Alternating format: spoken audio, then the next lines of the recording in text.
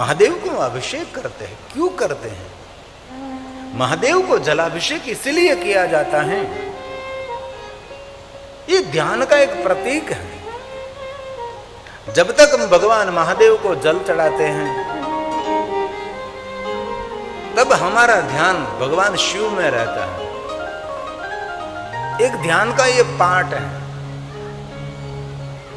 क्योंकि बहुत लोग भगवान महादेव का ध्यान नहीं कर सकते, इसलिए मैं ऋषि मुनियों ने एक परंपरा बनाई कि महादेव को जलाभिषेक करें।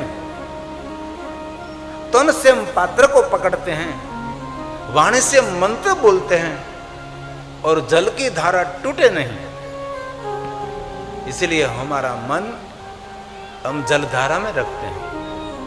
इसलिए मन भी शिव के साथ जोड़ दिया, हमारी वाणी भी महादेव के साथ जोड़ दी और हमारा तन भी भगवान शिव के साथ हमने जोड़ दिया और हम भगवान महादेव को जलाभिषेक करते हैं।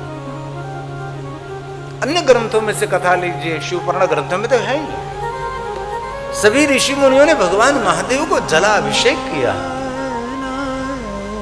सभी विश्व के देवताओं ने भगवान महादेव को जलाभिषेक किया है।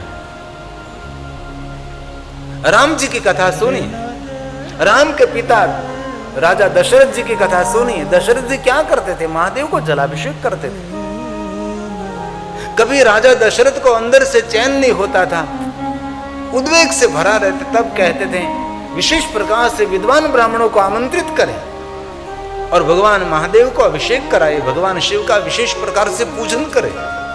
स्वयं भरत जी महादेव को जलाभिषेक करते थे, महादेव का पूजन अर्चन करते रहते थे।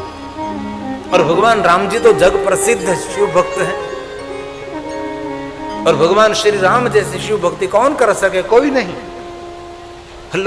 बहुत लोग ऐसा जानते हैं कि राम जी ने एक शिवलिंग की स्थापना की, नहीं।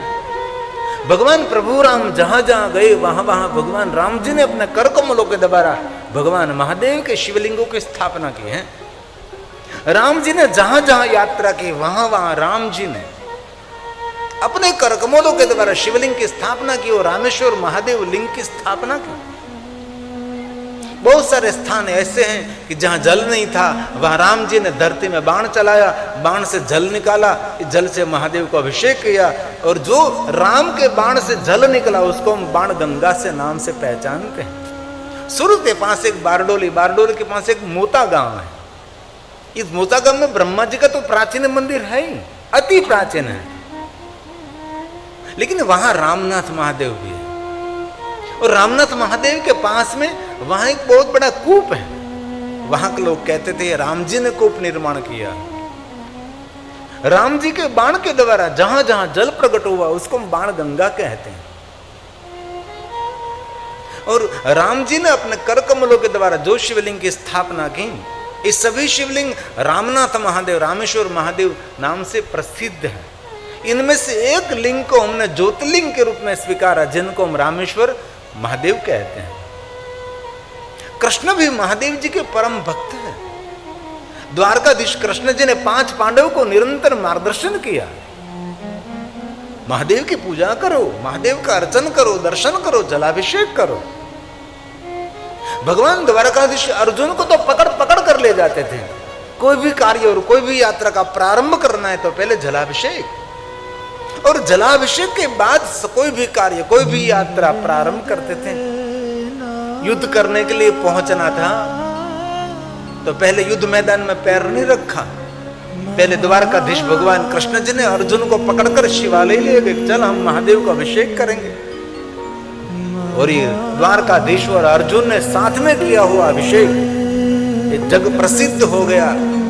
और ये अभिषेक नित्य बोलने से, महादेव को जलाभिषेक करने से कोई भी क्षेत्र में विजय मिलती है। जैसे अर्जुन को मिली थी, 5 पांडवों को मिली थी।